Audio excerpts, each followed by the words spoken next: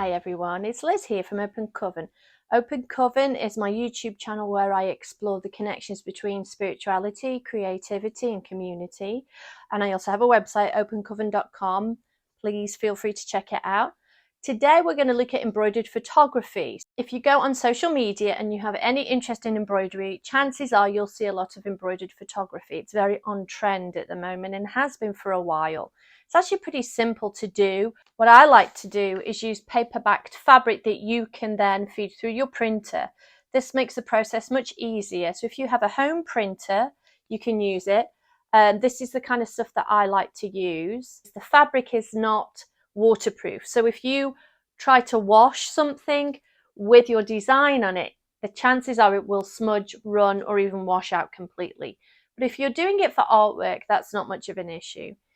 Here's an example of a piece that I have done. This was a photograph of my mum on her wedding day, and I cropped out all of the background and kind of enlarged it a little bit, and then did this sort of intense flower background around it, and I'm really pleased with the way it turned out. And the one we're going to do today looks like this. It's an elephant design and it's a little bit more simple. So if you're interested, let's get started. First, you'll need a picture. Of course, you can use one of your own photographs of your family, which is what I did with the picture of my mum, or you can pick a nice vintage photograph with no copyright restrictions.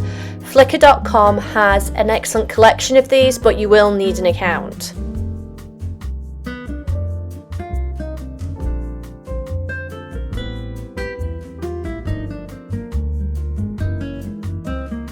I chose this elephant and I like the black and white because I think it looks great with coloured embroidery.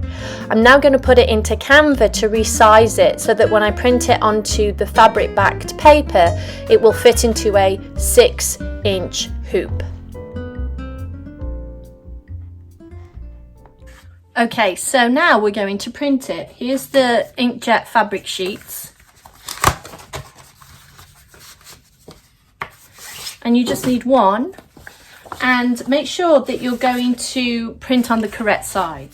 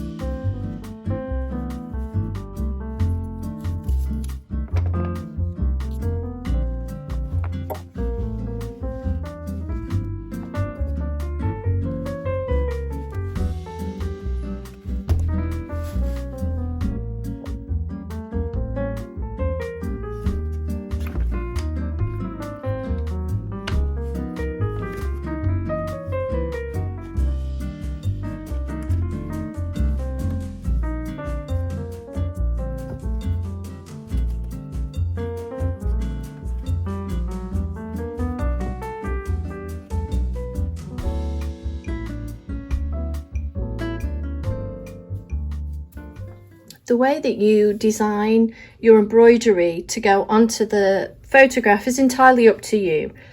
Some people will use a pen to sketch out what they want the design to look like, and that's great.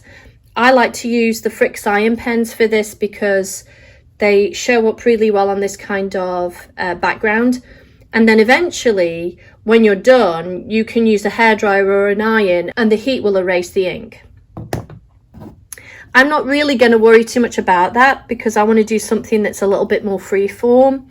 I've kind of done a little design that I'm using, but honestly, I'm just going to try and create something freeform on the fabric. One of my favourite stitches at the moment is blanket stitch. So I'm going to do that to make this sort of funny shape that's also mirrored here. And then I think I'm just going to do some flowers and little French knots like I did with the one that I did for my mum.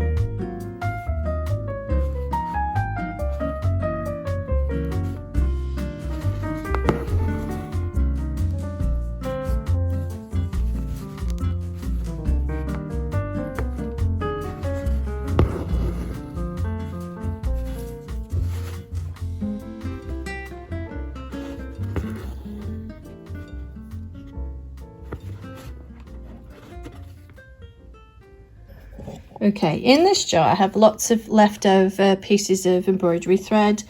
Obviously they look a disgrace.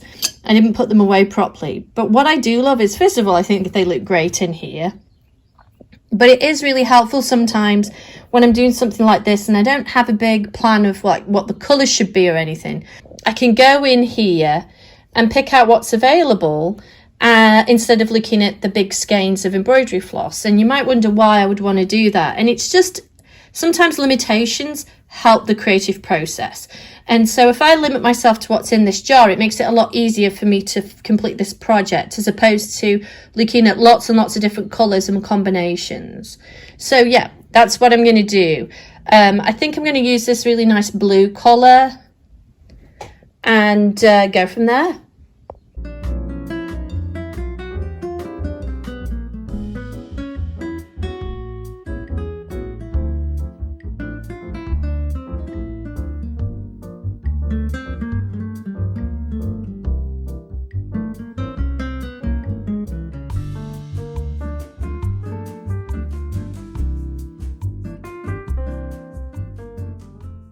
So here is the completed piece. I